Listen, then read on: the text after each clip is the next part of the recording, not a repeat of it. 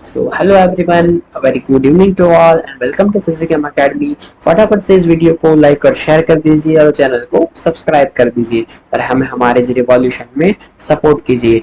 हम लाए हैं आप लोगों के लिए जैम का बिल्कुल ही free course for physics and for chemistry. इस कोर्स में ये कोर्स 3 महीने का रहने वाला है और 3 महीनों में हम आपका का पूरा जैम का सिलेबस कंप्लीट करवाएंगे। ना ही वीडियो में प्राइवेसी लगेगी और ना ही कंटेंट में कोई कॉम्प्रोमाइज होगा। बिल्कुल ही ये आप लोगों के लिए है। बस आपको ये है कि हमें सपोर्ट करते रहना है, हमारे रिवॉल्यूशन में सपोर्ट करना है। कैसे सपोर्ट करोगे? वीडियो को लाइक और शेयर कर दीजिएगा और चैनल को सब्सक्राइब कर दीजिएगा। और अगर आपको आईआईटी में अपनी सीट रिजर्व करनी है तो फिर बिल्कुल ही हमारे साथ जुड़ जाइए ओनली ऑन फिजिक्स अकेडमी। चलिए, प्रीवियसली हमने पीरियोडिक प्रॉपर्टीज को खत्म करके हम एटॉमिक स्ट्रक्चर की ओर मुड़े थे। ठीक है, एटॉमिक स्ट्रक्चर का आज लेक्चर नंबर, पहले तो ये देख लीजिए कि यार ये हमारे चैनल का ना रिजल्ट है। देखो, वॉच टाइम है।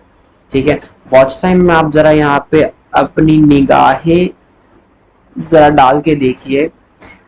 सब्सक्राइबर्स जो है वो 30.1% इनका वॉच टाइम आ रहा है।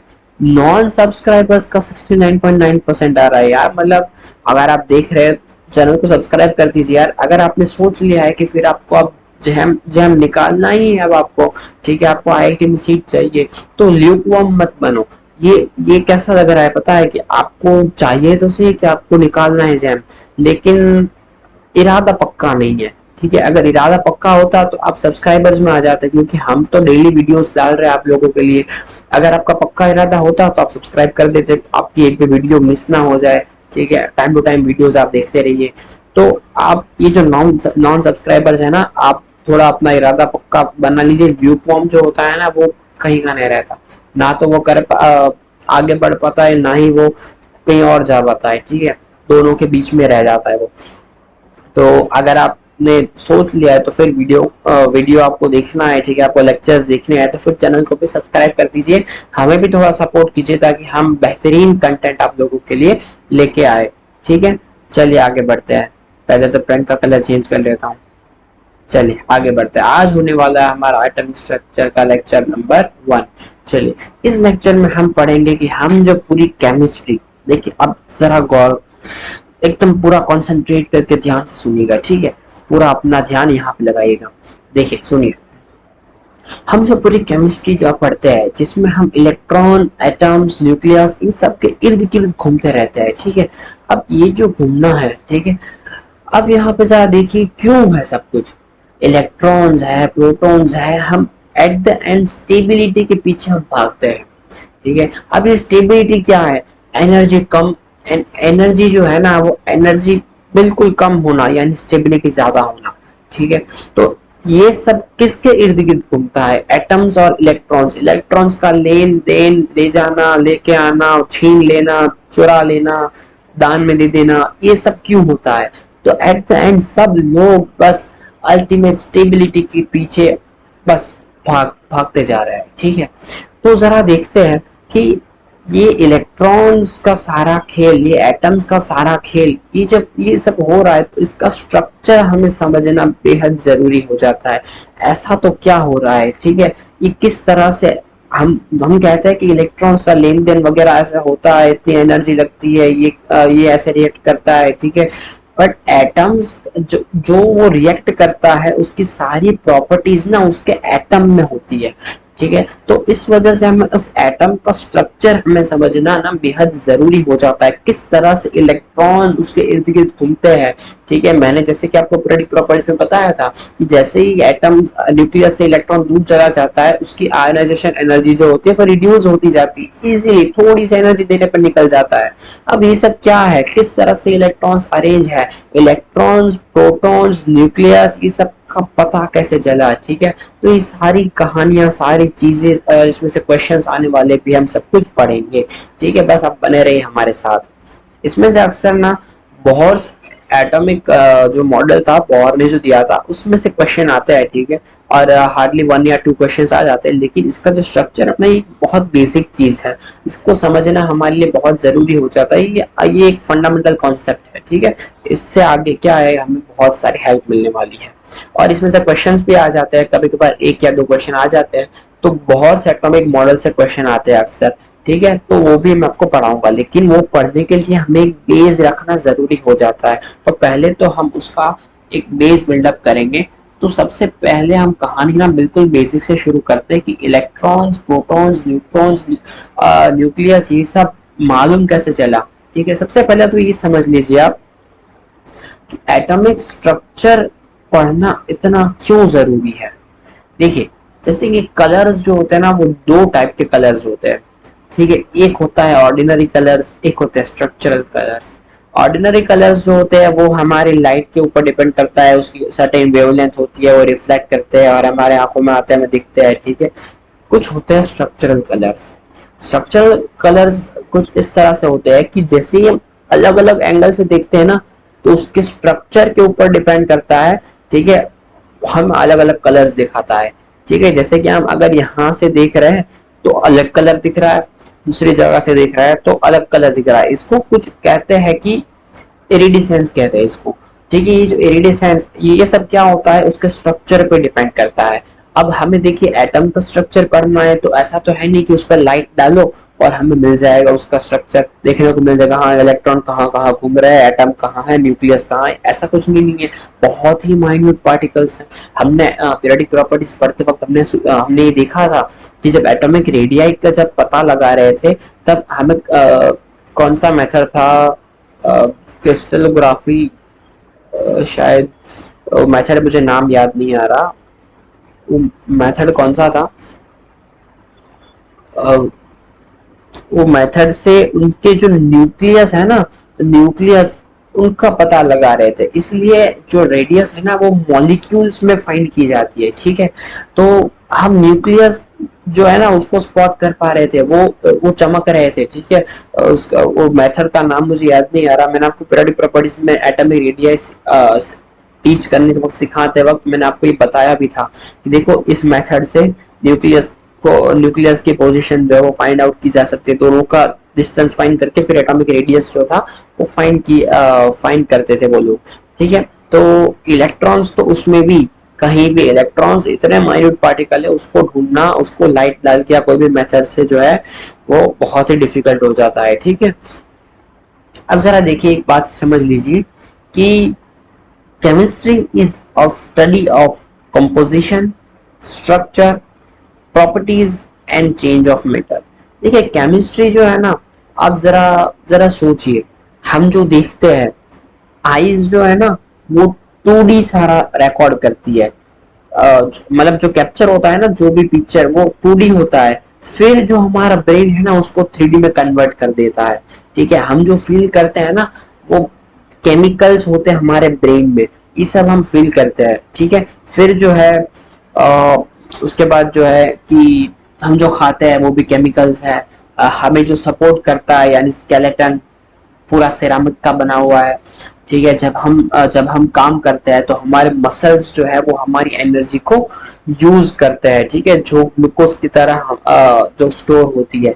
तो इस तरह से देखिए कि बहुत सारी बातें हम पूरी पूरी ना केमिस्ट्री से भरे, मतलब इर्द गिर्द उसी के घूम रहे हैं, ठीक है। अब जरा देखिएगा कि लेकिन ये सारी जो चीजें हैं, ये सब केमिस्ट्री है, ठीक है। अगर हम सोडियम जो है उसको हम पानी में डाल देते हैं तो फायर हो जाता है। अगर हम आयरन को पानी में डाल देते हैं तो रस्ट कर जाता है। और अगर हम गोल्ड को पानी में डालते हैं तो ये नो रिएक्शन, कुछ भी फर्क नहीं पड़ता। तो सबका अगर फंडामेंटल पार्टिकल अगर सबका ये एटम है, तो फिर वाई सो डाइवर्सिटी यार, तो फिर इतनी ज्यादा डाइवर्सिटी क्यों है। इन सबका फंडामेंटल पार्टिकल जो है वो एटम ही है, क्योंकि ये जो था बहुत सेंचुरीज पहले इसको फाइंड आउट किया गया था, मतलब ऐसे माना गया था।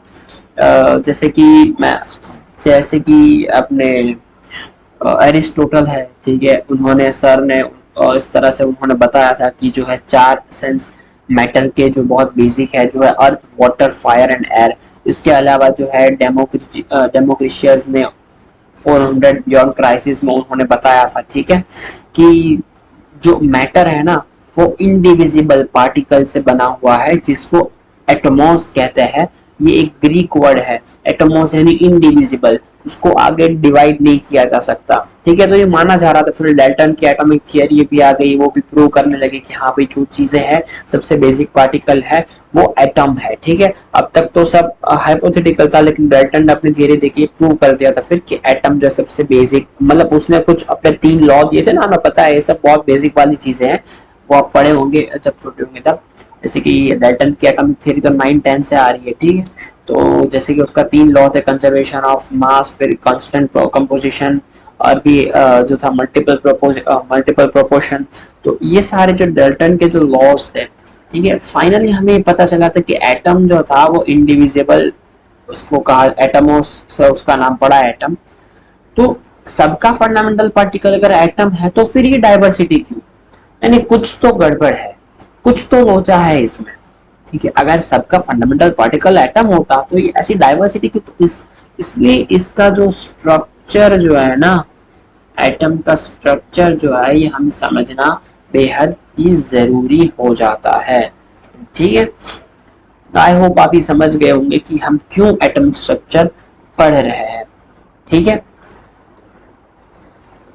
तो हंस हमें एटम की प्रॉपर्टीज अलग अलग सबकी जो आ रही है, उन प्रॉपर्टीज को समझने के लिए तो सबसे स्मॉलेस्ट पार्टिकल जिसे हम कहते हैं एटम, एटम में उस एलिमेंट की सारी प्रॉपर्टीज छुपी हुई है। बस उस एटम का स्ट्रक्चर हम अगर समझ ले तो हमारे लिए काफी ये आसान हो जाएगा कि हम आगे की स्टडी कर पाएंगे, ठीक है। अब जरा देखते हैं कि ये एटम जो है इनके अंदर जो इलेक्ट्रॉन्स, हम तो अभी ये सारा रिसर्च हो चुका है, हम ये मानते हैं कि उसके अंदर इलेक्ट्रॉन्स है, इर्द गिर्द घूम रहे हैं, प्रोटॉन्स है, ठीक है, वो बीच में है, न्यूक्लियस बीच में है, ठीक है। लेकिन तब तो पता नहीं था, तब ये सारी बातें कैसे नोट की गई थी, जरा यहाँ पे ध्यान लगाइएगा, ठीक है अपना। सबसे पहले क्या हुआ कि 1705 में असल में ऐसा हुआ था कि ये देखा गया था कि जो इलेक्ट्रोस्टैटिक जनरेटर जो है ना, उन्होंने उन्होंने ये चीज देखी थी कि जो इलेक्ट्रोस्टैटिक जनरेटर स्पार्क जो होता है, जो जो स्पार्क्स जो होते हैं, यानी जो बिजली जो दौड़ती है, ठीक है, वो लो प्रेशर वाले एरिया में ना ज्यादा लंबे समय तक दौड़ती है, ठीक है। अगर हाई प्रेशर है तो वहां कम दौड़ती है, लो प्रेशर में बहुत ज्यादा दौड़ती है, ठीक है। यानी स्पार्क जो होते हैं ना वो जरा ज्यादा देखने को मिलता है और लंबे डिस्टेंस तक देखने को मिलता है, किसमें, लो प्रेशर में, ठीक है। ये बात 1705 में जो थी हमें पता चल गई थी, ठीक है। फिर इसके बाद क्या हुआ कि 1838 में 1838 में असल में माइकल फैराडे ने, किसने,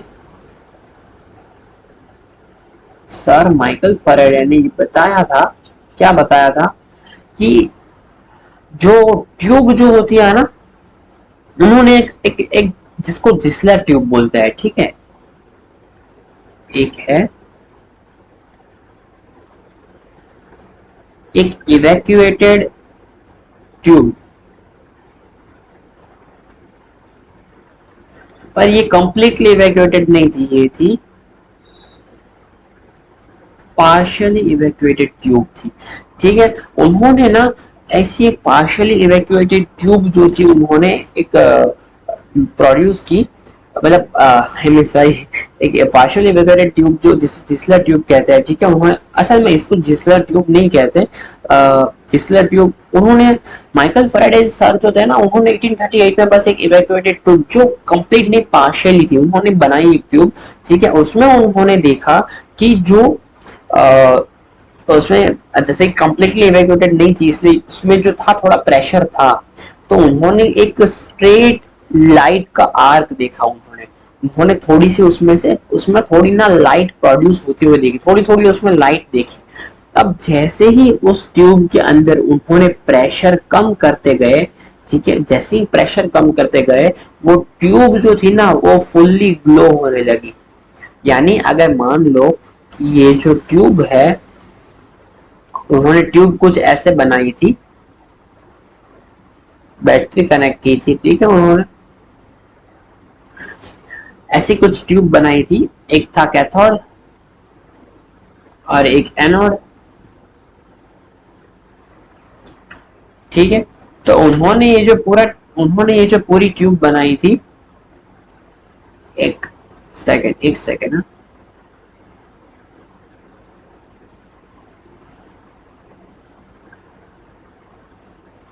इसमें उन्होंने ये चीज देखी कि ये जो इलेक्ट्रॉन्स जो थे ना, तब तो उन्हें पता नहीं था कि इलेक्ट्रॉन्स फ्लो करते, लेकिन उन्होंने बस एक चेंज देखा था कि इस वाली ट्यूब में उन्होंने थोड़ा हल्का सा ना कैथोड की साइड में एक आर्क देखा था लाइट का, ठीक है, उन्होंने ये आर्क देखा।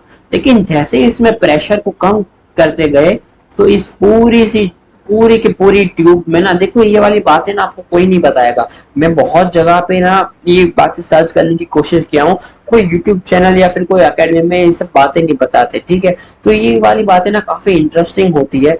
तो हमें क्वेश्चन से मतलब है, लेकिन जो है ये सारी बातें जो होती है वो हमें काफी अंदर से ना ये सीखने के लिए हमें इंटरेस्ट जगाती है इसमें। तो जरा यहाँ पे ध्यान देते चाहिए, ठीक है। जैसे उन्होंने प्रेशर कम किया ये पूरी ट्यूब जो है वो ग्लो से भर गई, ठीक है। इस वाली ट्यूब को फिर कहा जाता था चेसलर ट्यूब। अब पता तो नहीं है कि ऐसा हो क्यों रहा था, ठीक है। अब उसके बाद 1870 में 1870s में इस वाली ट्यूब में से प्रेशर और भी कम कर लिया गया, 10⁻⁻⁶ एटमॉस्फेयर तक प्रेशर कम कर लिया गया। ये ट्यूब बनाई थी किसने? क्रूक ने, इसलिए इसको क्रूक्स ट्यूब कहते थे, क्रूक्स ट्यूब कहते थे इसको। जब उन्होंने प्रेशर और भी कम कर दिया तो ये जो पूरी ट्यूब थी ना वो पूरी डार्क हो गई, ठीक है। जितना भी ग्लो था वो सारा ग्लो खत्म हो गया, पूरी ट्यूब डार्क हो गई। और जो एनोड जो था ना, एनोड, ये एनोड है, इसके पीछे ना ये वाला पार्ट, बस ये वाला हिस्सा जो है ना वो ग्लो करने लगा, ठीक है। ये वाला हिस्सा जो था वो ग्लो करने लगा। अब ऐसा क्यों हो रहा था? जब उन्होंने ना ज्यादा से ज्यादा जैसे ही वो निकालते गए उसमें से प्रेशर कम करते गए, पूरा का पूरा जो ट्यूब थी वो डार्क होती गई और इतना सा बस हिस्सा जो था वो एनोड के पीछे का वो ग्लो करने लगा। ऐसा क्यों हो रहा था? उसके बाद आपको पता ही है कि जैसे कि सर जे थॉमसन थे, ठीक है, उन्होंने भी ये एक्सपेरिमेंट किए थे। देखो इसमें ना फिर इसमें बहुत सारी कहानियां आ जाती है, ठीक है। मैंने ये जो आपको पूरी बात बताई ना वो इस तरह से उसका पूरा ना हिस्ट्री आता हुआ चला आ रहा है, ठीक है। तो उन्होंने फिर ये फाइंड आउट किया था कि इलेक्ट्रॉन जो था ना, एक और चीज थी मैं आपको बताता हूँ। इससे पहले ना माइकल फेरेडे ने जब वो इलेक्ट्रोलिसिस का जब वो कर रहे थे एक्सपेरिमेंट सारा, ठीक है, जब उन्होंने ये सारा कनेक्ट किया हुआ था तो उन्होंने एक चीज देखी थी कि जितना ज्यादा यहाँ से करंट फ्लो हो रहा है ना, यानी जितना ज्यादा यहाँ से, जिसे कहते हैं कि पहले पता नहीं था कि करंट किससे फ्लो हो रहा है, इलेक्ट्रॉन से फ्लो हो रहा है, बस इतना पता था कुछ फ्लो हो रहा है, ठीक है। तो करंट जिसे बोल रहे थे, ठीक है। तो करंट जितना ज्यादा फ्लो हो रहा था यहाँ से उतना ही ज्यादा यहाँ पे मास डिपॉजिट हो रहा था। इसका मतलब उन्हें ये तो पता लग गया था कि ना mass is directly proportional to charge, यानी मास और चार्ज के बीच में कुछ ना कुछ तो रिलेशन है, कुछ कुछ तो होता है इन दोनों के बीच में। तभी तो चार्ज जो है वो मास के प्रोपोर्शनल है, यानी जितना ज्यादा चार्ज डिपॉजिट हो रहा है, ठीक है, जितना ज्यादा चार्ज चल रहा है उतना ही मास जो है वो डिपॉजिट होता जा रहा है, ठीक है। फिर उन्होंने बहुत सारी, ये तो क्या होता है पता है, साइंटिस्ट बहुत सारे एक्सपेरिमेंट करते हैं यार, ठीक है। बहुत सारा एक्सपेरिमेंट के बाद फिर देखो एक ये CRT एक्सपेरिमेंट किया गया था, जैसे कि हमें पता है क्रूक्स ट्यूब्स।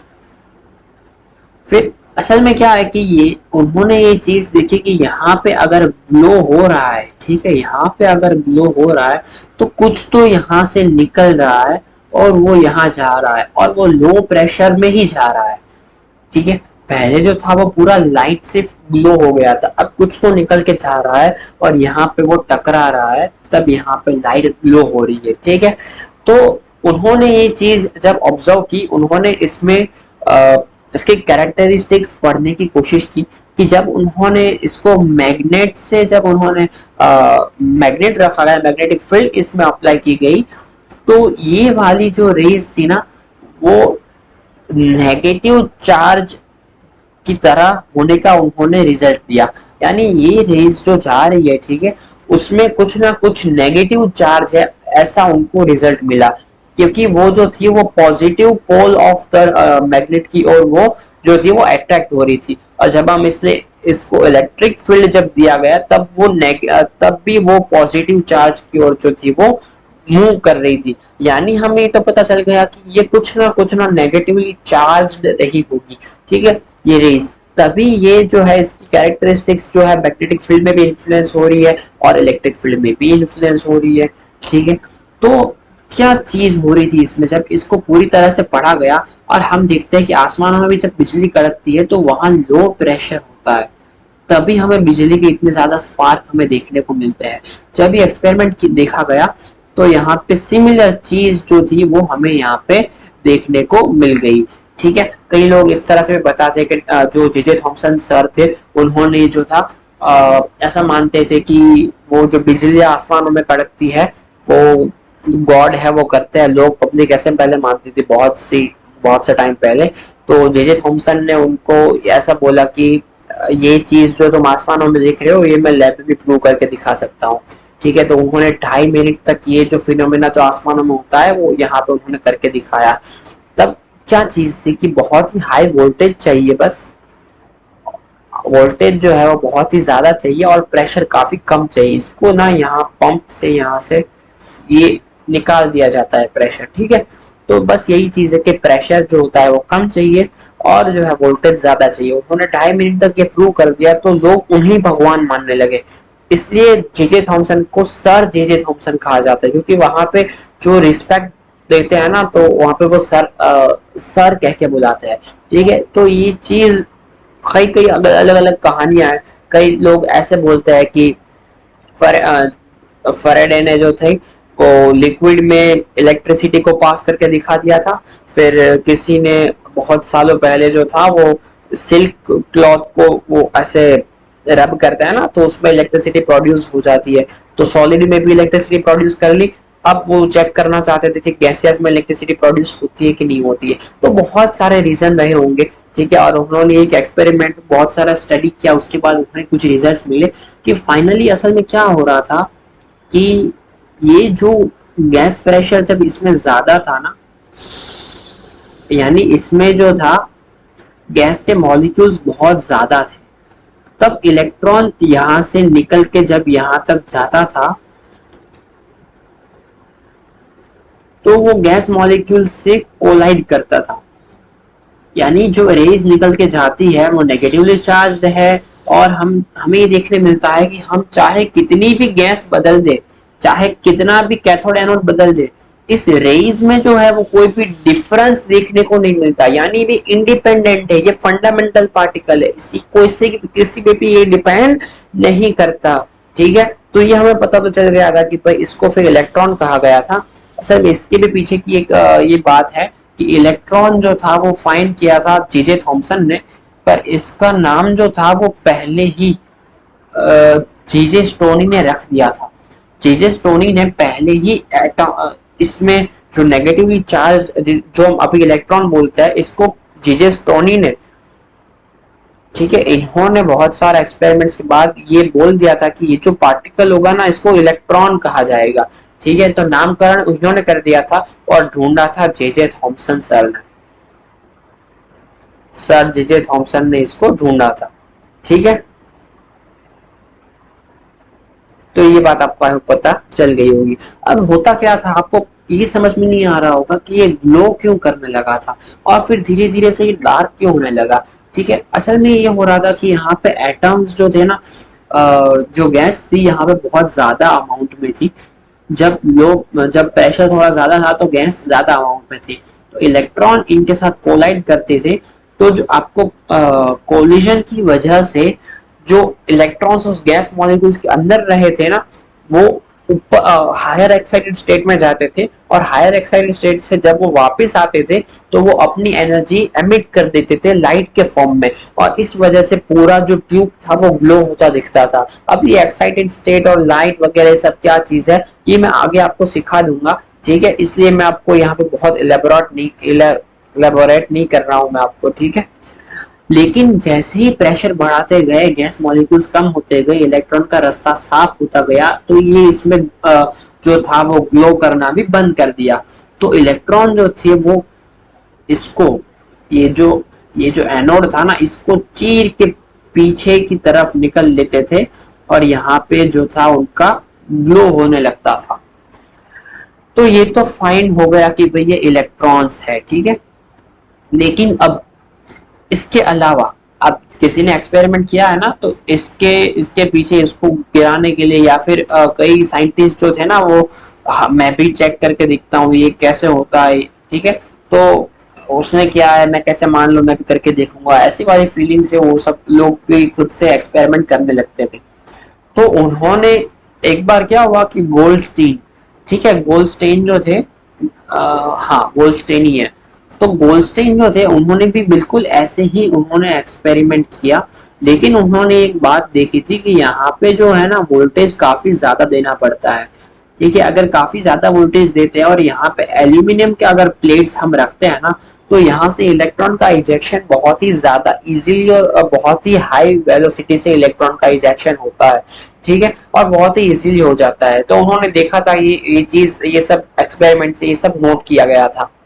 तो उन्होंने भी ये सेम चीज करने की कोशिश की कि भाई मैं भी एल्यूमिनियम का प्लेट ढूंढता हूँ। तो उन्होंने क्या किया कि ढूंढा, लेकिन उनके घर में उन्हें कहीं भी एल्यूमिनियम का ऐसा प्लेट मिला नहीं। तो उन्होंने क्या किया कि अपने वॉश बेसिन जो होता है वहां पे एल्यूमिनियम का जो प्लेट था, ठीक है, आउटपुट जो होता है वहां से उन्होंने एल्यूमिनियम का प्लेट निकाला। हालांकि उसमें पोर्स होते हैं, उसमें होते हैं पोर्स होते हैं, ठीक है। लेकिन उनको तो ये बस एक्सपेरिमेंट करने से मतलब था, ठीक है, पोर्स चाहे भले हो, इस एल्यूमिनियम में से इलेक्ट्रॉन्स तो निकलने ही वाले हैं। तो ये चीज उन्होंने कर ली, ठीक है, यहाँ पे अटैच कर दिया कैथोड पे, और यहाँ पे हाई वोल्टेज उन्होंने दे दिया, ठीक है, ये रह गया उनका कैथोड। बस यही चीज जो है ना धीरे धीरे प्रोटॉन को भी डिस्कवर करने की ओर हमें बढ़ाती है। असल में हुआ क्या कि उन्होंने ये जो फोर्स वाली जो उन्होंने कैथोड जो उन्होंने लिया था एल्यूमिनियम का, इसकी वजह से उन्हें एक रिजल्ट मिला। एक रिजल्ट उन्हें क्या मिला कि यहाँ पे कैथोड के पीछे भी ग्लो होना शुरू हो गया है। एनोड के पीछे तो उन्होंने देखा ही, पर कैथोड के पीछे भी ये ग्लो होना शुरू हो गया। अब रीजन मैं आपको बता देता हूँ, लेकिन उनको तो नहीं पता था, ठीक है। पहले उनको ये समझ में नहीं आया कि भाई ऐसा क्यों हुआ। रिजल्ट उनको मिला, लेकिन समझ में नहीं आया भाई ये होने की वजह क्या रही होगी। असल में होता ये था कि इलेक्ट्रॉन जब इस कोलाइड होते थे ना गैसियस मॉलिक्यूल से, तो इसमें से इलेक्ट्रॉन को भी वो साथ में निकालते चलते थे। यानी एक इलेक्ट्रॉन आया, उसने गैसेस मॉलिक्यूल से भी इलेक्ट्रॉन निकाल लिया, खुद का भी इलेक्ट्रॉन है, दोनों चल दिए एनोड की तरफ। तो अब क्या हुआ कि गैसेस का जो मॉलिक्यूल ये पॉजिटिवली चार्ज हो गया, तो ये चलने लगा कैथोड की तरफ, और कैथोड की तरफ यहाँ पे पोर्स जो थे, तो इसमें से जो रेज निकल के यहाँ पे ग्लो किया करती थी। तो आप बोलोगे फिर यहाँ पे क्यों ग्लो नहीं की और यहाँ पे क्यों कर रही है। लेकिन इसका रीजन ये है कि जो एटम का ये जो न्यूक्लियस जो होता है ना, वो काफी इलेक्ट्रॉन के कंपैरिजन में काफी बड़ा होता है, और वो ये प्लेट को क्रॉस करके नहीं जा सकता। दूसरी बात यह कि इलेक्ट्रॉन को मास पार्टिकल माना गया था, क्योंकि ये एक स्ट्रेट लाइन में मूव करते थे, ठीक है। ये जो थे ये एक स्ट्रेट लाइन में मूव करते थे। अगर वेव होते तो उनका काफी स्प्रेड होना चाहिए था, इसलिए इनको पार्टिकल मास भी माना गया था। उन्होंने बीच में यहाँ पे एक पैडल व्हील भी रखा था, एक पैडल व्हील रखा उन्होंने, ठीक है, और देखा कि इस पे क्या इफेक्ट पड़ रहा है। तो पैडल व्हील भी मूव करने लगा था। इसका मतलब कि ये सर्टेन मास जो है वो कुछ ये मास से बना हुआ एक मास पार्टिकल है, ठीक है, इसको पार्टिकल नेचर उन्होंने ये मान लिया। और प्रोटॉन्स जो थे वो हैवियर थोड़े है इलेक्ट्रॉन से, तो ये इसको पेनिट्रेट करके यहाँ से नहीं निकल सकते, तो यहाँ पे आके ही रुक जाते थे, ठीक है। इस वजह से जब इन्होंने पोर्स वाली जब इन्होंने ये कैथोड लिया, तो इसमें से ये होल्स में से यहाँ से रेज को इन्होंने निकलते हुए देख लिया। अब प्रोटॉन के ऊपर रुदरफोर्ड का जो था, अब उन्होंने तो इसका जब कैरेक्टरिस्टिक्स पढ़ने की कोशिश की, तो वो भी मैग्नेटिक फील्ड और इलेक्ट्रिक फील्ड से इफेक्ट होता था। यानी उन्होंने एक चीज तो मान ली थी कि एटम अगर जो होता है, ठीक है, तो एटम सिर्फ नेगेटिवली चार्ज पार्टिकल से तो नहीं बना होगा, उसमें कुछ ना कुछ पॉजिटिव चार्ज भी होना चाहिए। अब इलेक्ट्रॉन की तो डिस्कवरी हो गई, ठीक है, तो कुछ नेगेटिव चार्ज तो मिल गया था, पर अब पॉजिटिव चार्ज भी तो होना चाहिए न्यूट्रल करने का, क्योंकि एटम तो न्यूट्रल था। तो उन्हें ये जो पॉजिटिव चार्ज यहाँ पे मिला था, अब कोई ये नहीं कह सकता कि गोल्डस्टेन ने इस प्रोटॉन का डिस्कवरी किया है, क्योंकि उन्होंने प्रोटॉन उसको नाम दिया ही नहीं था, बस उन्होंने इतना बोला कुछ ना कुछ रेज निकल रही है और उसकी जो कैरेक्टरिस्टिक्स है वो पॉजिटिव चार्ज से रिसेंबल हो रही है, ठीक है, इतना पता लग गया था, क्योंकि इलेक्ट्रॉन को न्यूट्रलाइज करने के लिए कुछ पॉजिटिव चार्ज भी तो होना चाहिए, ठीक है। अब इसके बाद बहुत सारे साइंटिस्ट ने ना इस पे स्टडी करना शुरू कर दिया था, ठीक है। अब ड्यूरिंग दिस स्टडी, ठीक है, रुदरफोर्ड का बहुत ही ज्यादा इंपॉर्टेंट रोल रहा है, ठीक है। असल में हुआ था क्या कि विलियम प्राउड, उन्होंने ना ये चीज एक एक और चीज मैं बता देता हूँ, इसमें क्या हुआ था कि जैसे ही हम गैस बदल बदल रहे थे ना इसके अंदर की, तो यहाँ पे इलेक्ट्रॉन जब हमने डिस्कवरी किया था, तो इसका हमने चार्ज बाय मास का रेशियो जो था ना उन्होंने फाइंड आउट किया था, फिर उसके बाद कितना चार्ज होता है ना उनके चार्ज भी उन्होंने फाइंड आउट कर लिया था इलेक्ट्रॉन का। तो चार्ज बाय मास का रेशियो सभी, चाहे कितनी भी गैस बदल लो, चार्ज बाय मास का रेशियो इक्वल आ रहा था, इसमें कोई चेंज नहीं आ रहा था, ठीक है। ये जो कुछ ऑयल ड्रॉप एक्सपेरिमेंट थे या फिर जो जे थॉमसन सर ने जो एक्सपेरिमेंट किए थे, ये सारी बातें 11-12 वाली है और बेसिक सी चीज है बस, ठीक है। तो इसको यहाँ पे पढ़ने का कोई ज्यादा सिग्निफिकेंस नहीं बनता, ठीक है, एक स्टोरी बिल्डअप करनी है तो ठीक है, पर ये आप 11th की एनसीईआरटी से पढ़ लेना, ठीक है, इसका कोई यूज, बस हमें पता है कि भाई चार्ज में मास रेशियो उन्होंने फाइंड आउट किया था, कैसे फाइंड आउट किया था ये पढ़ना है अगर आप, तो 11th की एनसीईआरटी रिफर कर लेना, ठीक है, बहुत ज्यादा यूज ऐसी कोई बात नहीं है। तो अब देखिए जरा यहाँ पे क्या होने लगा था, चार्ज बाय मास रेशियो जो था वो गैस चेंज करने पे हर बार चार्ज बाय मास रेशियो अलग अलग आ रहा था, लेकिन सबसे कम चार्ज बाय मास रेशियो आ रहा था जब उन्होंने सबसे लाइटेस्ट गैस हाइड्रोजन गैस जब उन्होंने ली।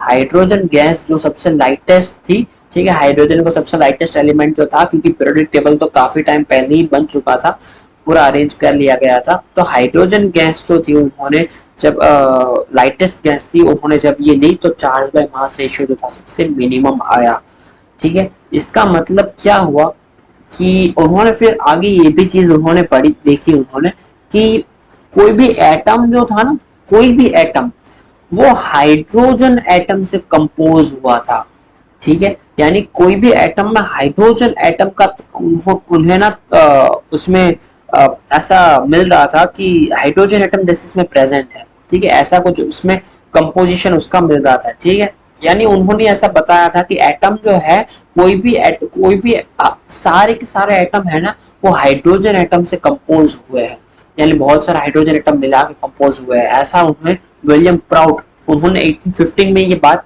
प्रपोज की थी, ठीक है। उसके बाद क्या हुआ कि 1886 में तो ये वाला पूरा एक्सपेरिमेंट हुआ गोल्डस्टेन का। उसके बाद 1917 में क्या हुआ कि रुदरफोर्ड ने ना ये प्रूव किया कि हाइड्रोजन न्यूक्लियस जो है ना, हाइड्रोजन का जो न्यूक्लियस वो दूसरों के न्यूक्लियस में भी प्रेजेंट है, ठीक है। और हाइड्रोजन के न्यूक्लियस में हमें तो सॉरी, ठीक है, दूसरों के न्यूक्लियस में भी हाइड्रोजन का न्यूक्लियस जो है वो प्रेजेंट है, और हमें दूसरों के न्यूक्लियस में भी जो थी ये बातें हाइड्रोजन के न्यूक्लियस जैसे हमें मिल रही थी, ठीक है। तो अब होने क्या लगा था, रुदरफोर्ड ने जब ये बात बताई उसके बाद उन्होंने 1919 में एक और बात उन्होंने प्रोपोज की, इसी ड्यूरेशन में उनका जो था गोल्ड फॉइल एक्सपेरिमेंट भी उनका होने लगा था, ठीक है। उन्होंने 19 कौन से साल में कुछ साल में उन्होंने जो था रुदरफोर्ड ने अपना ये वुडफॉल वाला एक्सपेरिमेंट जो उन्होंने किया था। अब जैसे कि यहाँ पे पता तो लग गया था कि जो प्रोटॉन होता है ना, जो प्रोटॉन जो था वो कुछ कुछ ना कुछ पॉजिटिव चार्ज था, लेकिन उसको भी प्रोटॉन बोला नहीं गया था। ठीक है, 1909 में क्या हुआ कि उन्होंने रुदरफोर्ड जो थे, अर्नेस्ट रुदरफोर्ड, उन्होंने एक एक्सपेरिमेंट किया। इसके पहले असल में क्या था, रुदरफोर्ड जो थे ना वो जेजे थॉमसन के ही स्टूडेंट थे। तो जेजे थॉमसन ने एक प्लम पुडिंग मॉडल उन्होंने दिया था। उन्होंने बोला कि जैसे कि हमें हमें पता है कि पॉजिटिव चार्ज पे कुछ ना कुछ तो है, तो उन्होंने इसके ऊपर से एक प्लम पुडिंग मॉडल इस तरह से दिया कि एक इस तरह से पॉजिटिव चार्ज है और इलेक्ट्रॉन जो है उसमें अंदर इस तरह से रहे होंगे। ठीक है, उन्होंने इस तरह से अपना मॉडल दिया कि ये जो पूरा स्फीयर है ये पॉजिटिवली चार्ज स्फीयर है और उसके अंदर इलेक्ट्रॉन इस तरह से रहे होंगे। ठीक है, इस तरह से उन्होंने पूरा जो था उन्होंने मॉडल दिया। तो रुदरफोर्ड जो थे वो इनके स्टूडेंट थे, जेजे थॉमसन। तो जेजे थॉमसन के रुदरफोर्ड स्टूडेंट थे। ठीक है, उन्होंने इस चीज को प्रूव करना चाहा, तो 1909 में उन्होंने क्या किया कि एक गोल्ड फॉइल एक्सपेरिमेंट किया। उन्होंने एक गोल्ड फॉइल लिया। अब गोल्ड का ही फॉइल क्यों लिया, क्योंकि गोल्ड जो है ना मोस्ट मोस्ट मेलिएबल मेटल है। गोल्ड जो है उसको बहुत ही ज्यादा थीन शीट में बनाया जा सकता है, मोस्ट मेलिएबल मेटल है। तो उन्होंने ना गोल्ड का ये फॉइल लिया और इसको चारों ओर से कवर कर लिया, फ्लोरोसेंस स्क्रीन लगा दी पीछे। अब फ्लोरोसेंस स्क्रीन क्या होती है, जब उस पे आके कोई भी टकराता है इलेक्ट्रॉन वगैरह या फिर कुछ भी, ठीक है, तो उसके अंदर रहा इलेक्ट्रॉन भी सेम चीज करता है कि वो हायर एक्साइटेड स्टेट में जाता है और वहां से वो वापस आता है, तब एनर्जी को लिबरेट करता है और उस एनर्जी जो है वो हमें ग्लो की तरह दिखती है। ठीक है, लाइट एमिट करता है। तो यहाँ पे उन्होंने जो था एक डब्बा उन्होंने बना लिया, उसमें से उन्होंने अल्फा पार्टिकल्स को जो था वो यहाँ से जो है लेड बॉक्स में से पोलोनियम जो था उसको काफी अल्फा पार्टिकल को स्कैटर करने में, अल्फा पार्टिकल्स जो था उनको बनाने में, मतलब उनको यहाँ पे लॉन्च करने में पोलोनियम एक रेडियो एक्टिव एलिमेंट है, वो काफी यूज किया जाता था उस वक्त। तो क्या हुआ कि यहाँ पे उन्होंने जब अल्फा पार्टिकल्स को उन्होंने यहाँ पे अलाउ किया जाने को, तो ज्यादातर अल्फा पार्टिकल्स जो थे वो यहाँ से या तो स्कैटर होते थे, ठीक है, या तो मोस्ट ऑफ थे ना वो सीधे सीधे बाहर निकल जाते थे, और 10,000 में कोई एक ऐसा होता था कि बिल्कुल ही वापस आता था या फिर यहाँ ऐसे स्कैटर करता थे। ठीक है, तो ऐसा अगर उन्होंने मिला तो इससे क्या पता चला कि भाई पॉजिटिव चार्ज तो रहा है, ठीक है, इसके अंदर, लेकिन ऐसा ऐसा कुछ मिल रहा था कि पॉजिटिव चार्ज जो है ना वो बिल्कुल ही सेंटर में कॉन्सेंट्रेट किया गया है। तो यहाँ से उन्होंने न्यूक्लियस को फाइंड आउट किया। अभी तक वो पॉजिटिव चार्ज 1909 रुदरफोर्ड का स्कैटरिंग एक्सपेरिमेंट आ गया, बट वो प्रोटॉन का फाइंड आउट उन्होंने नहीं किया था, डिस्कवरी नहीं हुआ था। बस ये मान रहे थे कि कुछ पॉजिटिव चार्ज है जो एटम के अंदर है और एकदम सेंटर में कॉन्सेंट्रेट किया गया है, जिसके इर्द गिर्द इलेक्ट्रॉन्स जो है वो घूम रहे हैं, यानी ज्यादातर हिस्सा जो है वो खाली रहा है। ठीक है, यानी एटम अगर इतना बड़ा है तो उसका सारा मास जो है वो कॉन्सेंट्रेट है बीच में। ठीक है, तो ये उन्होंने ये चीज उनको देखने को मिल गई थी। फिर 1911 में उन्होंने 1911 में उन्होंने ये न्यूक्लियस का डिस्कवरी कर लिया था। ठीक है, लेकिन इसके बाद अभी तक प्रोटॉन का कोई भी पता नहीं था। फिर उन्होंने क्या किया कि काफी सारे एक्सपेरिमेंट्स थे। एक न्यूक्लियर एक्सपेरिमेंट में उन्होंने किया था 1919 में, उन्होंने ये चीज की एक न्यूक्लियर रिएक्शन 1919 में जो न्यूक्लियर रिएक्शन हुई थी ना वो सबसे पहली न्यूक्लियर रिएक्शन थी।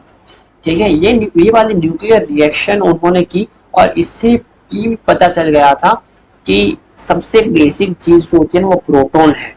देखिए कैसे पता चला था कि 1919 में ना उन्होंने when it was recognized and proposed as an elementary particle।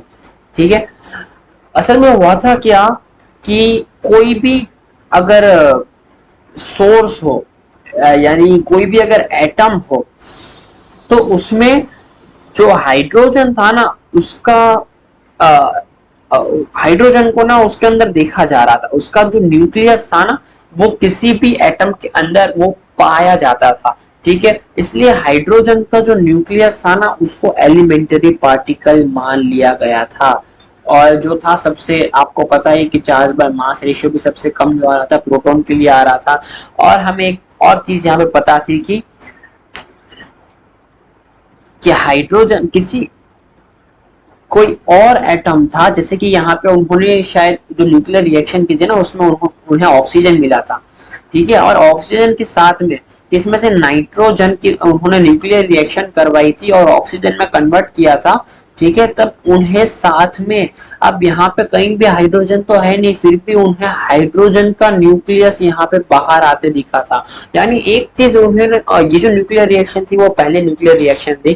ठीक है, और उन्हें ये चीज एक समझ में आ गई थी कि जो हाइड्रोजन का न्यूक्लियस है ना वो बहुत एलिमेंटरी पार्टिकल है, और इसी को उन्होंने हाइड्रोजन के न्यूक्लियस को ही उन्होंने जो था वो प्रोटॉन कंसिडर कर लिया। और वैसे भी जो मास आ रहा था ना, जो इलेक्ट्रॉन है वो तो 1800 गुना कम है मास में एटम से। ठीक है, तो जो उसका एटम का जो मास आ रहा था वो भी काफी ज्यादा आ रहा था।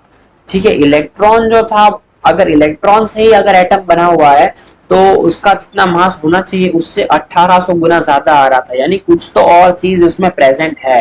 ठीक है, तो ये सारा एक्सपेरिमेंट के बाद पता चल गया कि हाइड्रोजन है उसमें बस उसका जो न्यूक्लियस है उसमें वो बस एक ही प्रोटॉन है, और ये प्रोटॉन जो है ना वही वो भी एक फंडामेंटल पार्टिकल है। ठीक है, जो सारे के सारे न्यूक्लियस में जो मिलता है। ठीक है, सारे के सारे न्यूक्लियस में ये चीज मिलती है। ठीक है, बहुत सारा एक्सपेरिमेंट किए गए भाई, उसके बाद ये इसको 1919 में रुथरफोर्ड ने इसको डिस्कवर किया था। इसको प्रोटॉन नाम देके जग पूरी दुनिया को उन्होंने ये बताया था कि इसको प्रोटॉन कहा जाता है। ठीक है, इसके बाद क्या हुआ था कि अब 1932 में, चलिए हाइड्रोजन तो था, उसका प्रोटॉन के मास, उसका चार्ज बाय मास रेशियो और सब वो फाइंड आउट किया गया, उसका मास था वो फाइंड आउट किया गया। लेकिन हाइड्रोजन का जो मास था ना उसमें तो वो रिसेंबल कर जाता था मास, लेकिन जैसे ही हम आगे बढ़ते गए दूसरे एटम में, तो जितना प्रोटॉन का मास होता है, ठीक है, उतना उस एलिमेंट का मास नहीं आ रहा था। ठीक है, यानी कि मान लो कि कार्बन है तो उसमें 6 प्रोटॉन है, तो 6 इंटू जो प्रोटॉन का जो मास होता है वो उतना उसका रिजल्ट आना चाहिए, लेकिन उसका रिजल्ट कुछ और ही आता था, कुछ ज्यादा आता था। वो हमें ये इंडिकेट करता था कि और भी कुछ चीज जो न्यूक्लियस में प्रोटॉन के अलावा भी प्रेजेंट होनी चाहिए। तो असल में उस वक्त में क्या हो रहा था कि बहुत सारी फिर डिस्कवरीज की गई कि अल्फा पार्टिकल्स जो थे, असल में हुआ था यूं कि तब ज्यादातर ना रेडियो एक्टिव एलिमेंट्स पे ज्यादा काम होते थे, और रेडियो एक्टिव एलिमेंट्स जो थे ना उससे कैंसर होता है, हम सब लोगों को पता है ये चीज। ठीक है, तो उस वक्त उस रेडियो एक्टिव एलिमेंट्स की जो रेडिएशंस थी ना उससे बचने के लिए एक शील्ड बनाने की कोशिश की जा रही थी। तो एक जेम्स चैडविक, साइंटिस्ट का नेम है जेम्स चैडविक, उन्होंने क्या किया था, पहले तो असल में इन्होंने तो ये तो कर ही रहे थे, लेकिन 1930 में ये चीज उन्होंने पहले किसी साइंटिस्ट ने ये देखी थी कि अगर हम अल्फा पार्टिकल अगर जो थे वो किसी सरफेस पे अगर हम बेरिलियम, जैसे कि बेरिलियम है, ठीक है, बेरिलियम के अगर कोई भी वो कोई भी एटम मान रहे थे, ठीक है, अगर इस सरफेस पे अल्फा पार्टिकल्स को अगर हम डालते हैं तो इसमें से कुछ रेडिएशंस निकलती है। अब ये जो रेडिएशंस थी ना ये ना तो इलेक्ट्रिक फील्ड और ना ही मैग्नेटिक फील्ड से इन्फ्लुएंस होती थी। ठीक है, तो उन्होंने माना कि भाई ये गामा रे हो सकती है। भाई गामा रे तो नहीं हो सकती, वो तो बहुत ज्यादा एनर्जी वाली होती है। ये जो थी वो बहुत ज्यादा एनर्जी वाली थी, तो उन्होंने माना यार नहीं, गामा रेज भी नहीं हो सकती। लेकिन फिर क्या हुआ कि जेम्स चैडविक जो थे उन्होंने 1932 में ये एक्सपेरिमेंट किया कि उन्होंने बेरिलियम का सरफेस लिया था। ठीक है, ये जो सरफेस था वो बेरिलियम का जब उन्होंने लिया, उन्होंने ये चीज देखी कि यहाँ से सेम रेडिएशंस निकल रहे हैं, और पीछे उन्होंने पैराफिन वैक्स लगा लिया, तो यहां से ना प्रोटॉन्स निकलने शुरू हो गए। उन्होंने ये जो रिजल्ट देखा, ये प्रोटॉन्स का रिजल्ट मिल रहा था, यानी यहाँ पे कुछ तो ऐसी रेडिएशंस आ रही है जो प्रोटॉन से भी ज्यादा वजनी है, उसको भी धक्का देके निकाल रही है। ठीक है, फिर उन्होंने एट द एंड बहुत सारे एक्सपेरिमेंट्स किया और उनको पता चल गया कि ये जो है ना, किसी भी चार्ज से जो है वो न्यूट्रल है चार्ज में, और न्यूक्लियस के अंदर ही होता है, जिसे हम न्यूट्रॉन कहते हैं। ये फाइंड आउट किया गया था जेम्स चैडविक साइंटिस्ट के द्वारा। तो 1932 में जाके हमें पूरा एक एटम में कौन कौन से फंडामेंटल पार्टिकल और कौन कौन से है, ये हमें पता चल गया था। पर अब हुआ क्या कि न्यूक्लियस के अंदर भी प्रोटॉन और न्यूट्रॉन दो चीज हमें देखी देखी जाने लगी। ठीक है, अब यहाँ से पूरा जो है वो न्यूक्लियर केमिस्ट्री ब्रांच शुरू हो गया। न्यूक्लियर केमिस्ट्री ब्रांच शुरू हो गया, और जो था धीरे धीरे मॉडर्न फिजिक्स की ओर लोग बढ़ने लगे। यहाँ तक तो हो गया, सारा डिस्कवरी वगैरह सब कुछ इन लोगों का हो गया। अब ये सब चीजें मिलने के बाद भी जो है कि इनको ये नहीं मिल पा रहा था कि इलेक्ट्रॉन्स जो है वो एटम्स में किस तरह से अरेंज किए गए हैं। अब ये चीज अगर हमें पढ़नी है तो इसके पहले हम वेव नेचर सीख लेते हैं। वेव नेचर जो है वो इलेक्ट्रोमैग्नेटिक रेडिएशंस का, देखिए बने रहिए मेरे साथ। ये जो मैंने आपको बातें बताई है, ये बातें अक्सर जो है वो कोई बताता नहीं है जल्दी।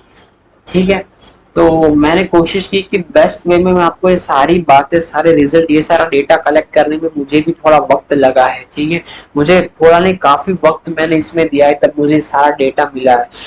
तो जो है कि आप बने रहे मेरे साथ इसी तरह से। ठीक है, बहुत सारी मालूमात, जो बहुत सारी बातें जो है मैं आपको बताता जाऊंगा। ठीक है, मैंने काफी यूट्यूब चैनल पे देखने की कोशिश की, लेकिन ये सारी बातें कहीं पे मिलती नहीं है।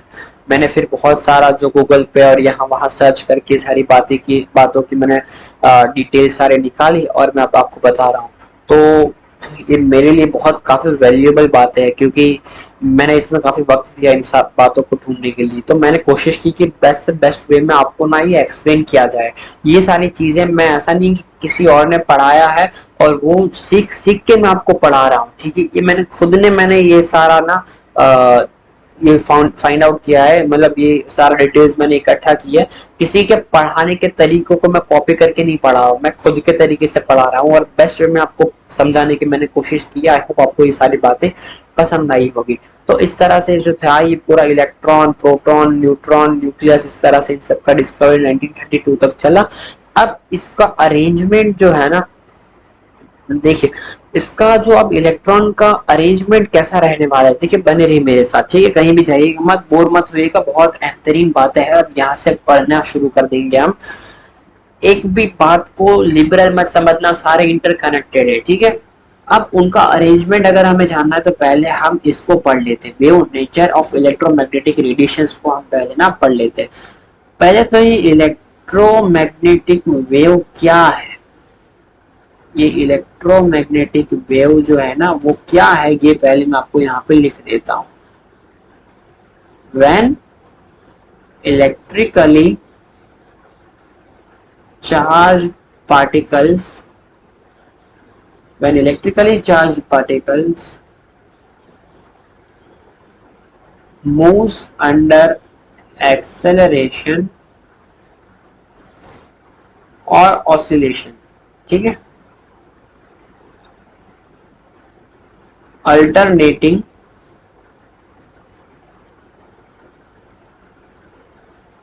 electrical and magnetic fields are produced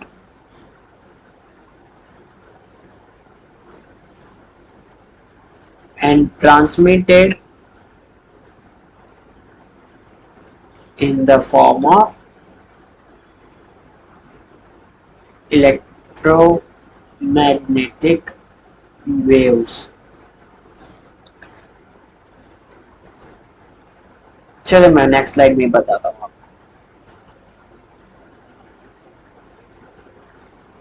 ठीक है, क्या होता है असल में,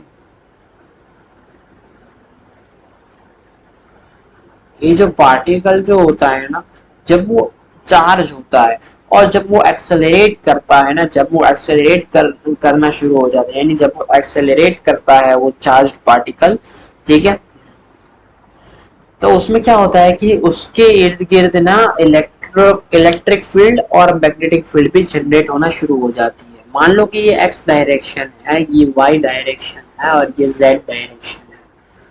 तो यहां से देखिए इस तरह से ना पूरा शुरू हो जाता है।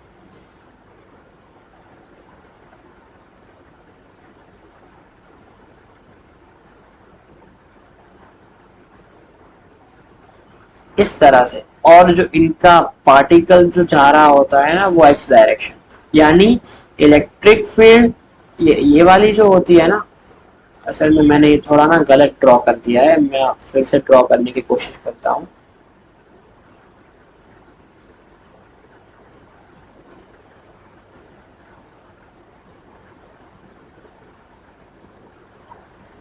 ये वाली जो होती है ना मैग्नेटिक फील्ड है,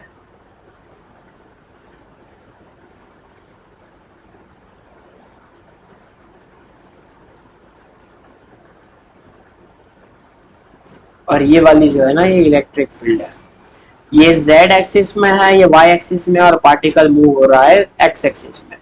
ठीक है, तो ये तीनों जो है एक दूसरे के परपेंडिकुलर चलते हैं, और ये जो वेव्स जो होती है वो एक साथ में जो है वो ट्रांसमिट जो होती है उसे कहते हैं इलेक्ट्रोमैग्नेटिक वेव्स, जो पार्टिकल के साथ में ट्रांसमिट होते हैं। ठीक है, तो क्या होता है कि सम कुछ वेव्स जो होती है, अब ये तो बेसिक चीज आपको पता ही होगा कि कुछ वेव्स जो होती है उन्हें एक मीडियम चाहिए होता है। ठीक है, कुछ वेव्स जो होती है उन्हें जो है ये वेव्स क्या होती है, एक एनर्जी जो होती है ना वो ट्रांसमिट करती है। डिस्टरबेंस जो होता है एक एनर्जी जो होती है वो साथ में लेके एक जगह से दूसरी जगह वो ट्रांसमिट करती है। ठीक है, तो यही जो होती है ना वेव्स, वो एनर्जी कैरी करती है। ठीक है, अब जरा ध्यान दीजिए यहाँ पे। ठीक है, वेव्स जो होती है ना वो दो तरह से होती है, एक तो होती है मैकेनिकल वेव्स और एक होती है non mechanical waves. Mechanical waves होती है उनको मीडियम चाहिए होता है आगे जाने के लिए।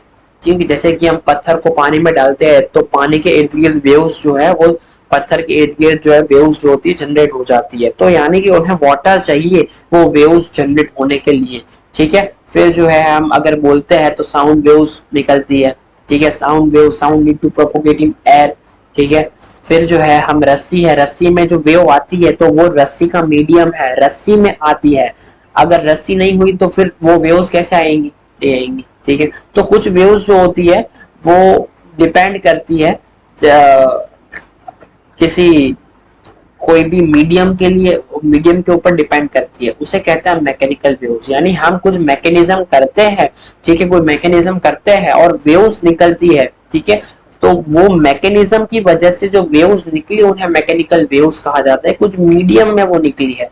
ठीक है, और नॉन मैकेनिकल वेव्स भी होती है जैसे कि X rays, electromagnetic waves, light, infrared, UV, ये तो उनको कोई मीडियम की जरूरत नहीं है, वो प्रोपोगेट होती है। देखो लाइट है, ठीक है, ऐसा नहीं है कि कोई मीडियम दो तब प्रोपोगेट होगी, नहीं तब मैं आगे बढ़ूंगी, नहीं, वो प्रोपोगेट होती है। ठीक है, उन्हें कहते हैं नॉन मैकेनिकल वेव्स, उसमें हमें कोई ऐसे कुछ करने की जरूरत नहीं है, वो कोई भी मीडियम में जो है वो प्रोपोगेट होती रहती है, और कोई मीडियम दिया तो भी सही, ना दिया तो भी सही। ठीक है, इसके बाद जरा आगे की बात ये जरा समझ लीजिए आप लोग, वेव के बारे में आपको थोड़ा ये बता देता हूँ। देखिए वेव जो होती है ना उसके बारे में आपको थोड़ी सी बातें, फिर काफी हो जाएगा आई थिंक। आप पहला लेक्चर है, थोड़ा कम ही मैं लेता हूँ आपके लिए, ठीक है, ताकि क्या है कि आपको भी थोड़ा रिलीफ रहे। चलिए देखते हैं। कुछ वेव के बारे में कुछ बातें बता देता हूँ, ठीक है, फिर उसके बाद हम आगे का थोड़ा जो है वो पढ़ने की कोशिश कर पड़ेंगे, ठीक है। प्लैंक्स क्वांटम थियरी कल शुरू करेंगे, और फोटो इलेक्ट्रिक ये सब सब कुछ कल शुरू करेंगे। आज थोड़ा इनका जो है वो बेसिक आइडिया जो है, थोड़ा बेसिक है उनका, थोड़ा मैं आपके सामने रख देता हूँ, ठीक है। इंट्रोडक्शन लेक्चर हो जाएगा आज का, ठीक है। देखिए जरा, तो जैसे कि हमें पता है छोटे बच्चों वाली बात है, लेकिन फिर भी बताना जरूरी है। एक वेव पूरा हुआ, इन्होंने जितना ये जो डिस्टेंस है ना, इसको बोलते हैं वेवलेंथ। इसको क्या बोलते हैं? वेवलेंथ बोलते हैं। यानी एक वेव जो कंप्लीट होता है ना, उसको वेवलेंथ बोल, डिस्टेंस बिटवीन, या फिर ऐसा कह सकते हैं ये, अ, ऐसा कह सकते हैं, देखिए मैं बताता हूँ।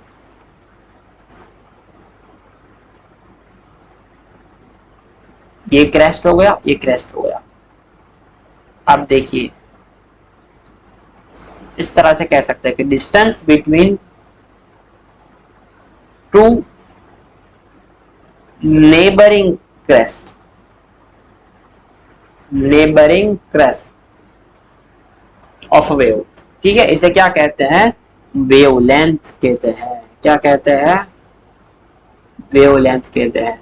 और पर सेकंड, एक सेकंड में कितनी जो फ्रीक्वेंसी, ये सारी नॉर्मल बातें, आई आई आई होप आप ये सब बातें आप पढ़ चुके होंगे, आपको पता ही होगा, ठीक है, कि जो है अगर जितनी वेवलेंथ कम रही होगी, उतना ही वो एक सेकंड में ज्यादा जो है वो वेव्स बनेंगी, ठीक है। तो वेव नंबर जो आता है वो inversely, wave number is equal to 1 by frequency, ठीक है। ये सारी बातें जो है ये नॉर्मल सी बात है, आपको पता होंगी, ठीक है। थोड़ा आगे बढ़ते हैं। असल में क्या हुआ कि एक बार न्यूटन थे ना, वो बैठे थे और खिड़की से उन्होंने लाइट को आते देखा, और लाइट को आते देखा तो वो पार्टिकल टाइप उन्होंने जैसे, ऐसे उन्होंने लगा कि जो लाइट जो होती है ना, ये एक पार्टिकल की तरह आ रही है, ठीक है। तो उन्होंने अपना एक न्यूटन कॉर्पस्कुलर थियरी दे दिया। न्यूटन कॉर्पस्कुलर थियरी जो बता रहा था, यानी न्यूटन सर क्या बता रहे थे कि लाइट जो है ना, उसका वो पार्टिकल नेचर होता है। फिर कुछ साइंटिस्ट ने बताया कि नहीं नहीं, वो तो एक रेज के फॉर्म में आती है, लाइट तो होती है वो वेव नेचर में आती है, ठीक है, वेव नेचर ऑफ लाइट होता है। तो उन्होंने वेव नेचर ऑफ लाइट को बता दिया। तो क्या हुआ कि सबसे पहले जो था ना, वो असल में लाइट जो थी ना, वो साउंड वेव्स को भी इफेक्ट कर रही थी। क्या होता था कि साउंड वेव्स जो होते थे ना, उसको लाइट के जो वेव्स जो थे ना, वो इफेक्ट कर रहे थे। यानी उन्होंने ये मान लिया कि लाइट जो है ना, वो मैकेनिकल वेव है, ठीक है।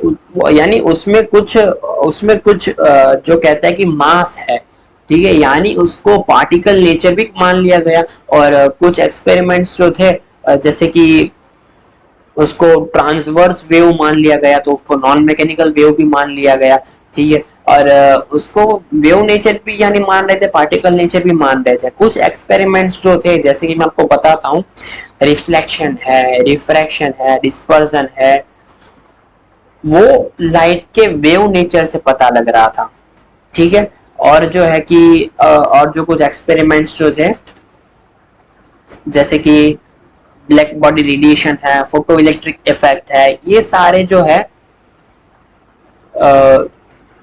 ये कुछ जो थे वो पार्टिकल नेचर को दिखा रहे थे। यानी अंदरों अंदर ना दोनों में एक विवाद सा हो गया था कि कोई बोल रहा था कि वेव नेचर है, कोई बोल रहा था कि पार्टिकल नेचर है, ठीक है। ये सारी बातें होने के बाद साइंटिस्ट ने ना ये कंक्लूड किया कि लाइट का जो है ना, वेव और पार्टिकल दोनों है, दोनों नेचर है। लाइट जो है कि इलेक्ट्रोमैग्नेटिक रेडिएशंस है, ठीक है, और उसका ना वेव नेचर भी है और पार्टिकल नेचर भी है, ठीक है।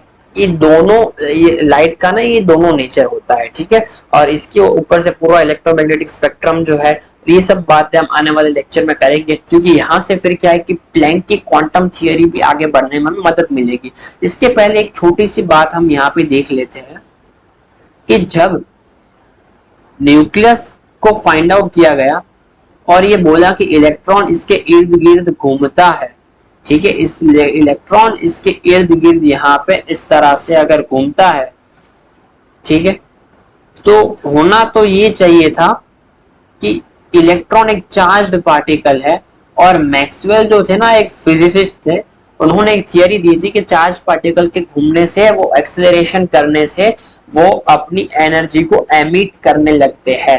तो होना तो ये चाहिए था कि फिर ये जो पॉजिटिव चार्ज है उसके अराउंड इलेक्ट्रॉन नेगेटिव चार्ज घूमता है, तो ये जो था वो इलेक्ट्रॉन अपनी एनर्जी को एमिट करते करते ये धीरे धीरे धीरे धीरे धीरे धीरे धीरे धीरे जाके इसमें कोलैप्स हो जाना चाहिए था, लेकिन ऐसा तो नहीं होता। ठीक है, ये एक ड्रॉबैक था रुदरफोर्ड की थियरी का। ठीक है, तो अब इसको सॉल्व कैसे किया गया, तो ये इसलिए हम सारा व्यू नेचर पहले पढ़ रहे हैं और उसके बाद प्लैंक्स की थियरी आएगी और फिर हम थोड़ा सा इसमें आगे बढ़ जाएंगे। आई होप आपको ये लेक्चर अच्छा लगा होगा। मैं यहाँ पे लेक्चर को रोक रहा हूँ क्योंकि इसके बाद प्लैंक्स की क्वांटम थियरी आ जाएगी, वो थोड़ा उस पर टाइम लगेगा और फिर उससे कनेक्ट करते करते हम फोटो इलेक्ट्रिक इफेक्ट और उस सब में बढ़ जाएंगे। तो यहीं पे अपने लेक्चर को हम स्टॉप करते हैं और आने वाला लेक्चर जो है उसमें हम प्लैंक्स क्वांटम थियरी और बहुत सारी बातें और भी पढ़ेंगे। आई होप आपको ये लेक्चर अच्छा लगा होगा। अगर कोई भी आपको मेरे में ये सारी मिस्टेक वगैरह लगती है या फिर आपको कोई तो आप समझ सकते हैं। ठीक है, कोई भी डाउट आपको आता है ना तो आप डिस्क्रिप्शन लिंक में दिया हुआ होगा व्हाट्सएप का जो ग्रुप का लिंक दिया होगा। ठीक है, तो आप जरा उसमें से ज्वाइन होकर व्हाट्सएप ग्रुप में आप ऐड हो जाए। ठीक है, तो क्या है कि आप अपना डाउट्स वगैरह जो है, और टेलीग्राम का भी लिंक दिया है, आप टेलीग्राम के लिंक से हमारे चैनल में हमारे चैनल में जुड़ सकते हैं। ठीक है, तो आप टेलीग्राम में भी ज्वाइन हो जाएगा और व्हाट्सएप में भी ज्वाइन हो जाएगा, और जो है आप वहाँ पे अपना जो कुछ भी क्वेश्चंस वगैरह डाउट्स वगैरह जो कुछ भी है आप अपनी पोस्ट कर सकते हैं और वहाँ पे आप हमसे डायरेक्ट कनेक्ट हो सकते हैं। आपके जो कुछ भी डाउट्स होंगे वो हम डायरेक्टली आपके साथ सॉल्व करने की ट्राई करेंगे। ठीक है, सो थैंक यू और बने रहिए हमारे साथ इसी तरह से।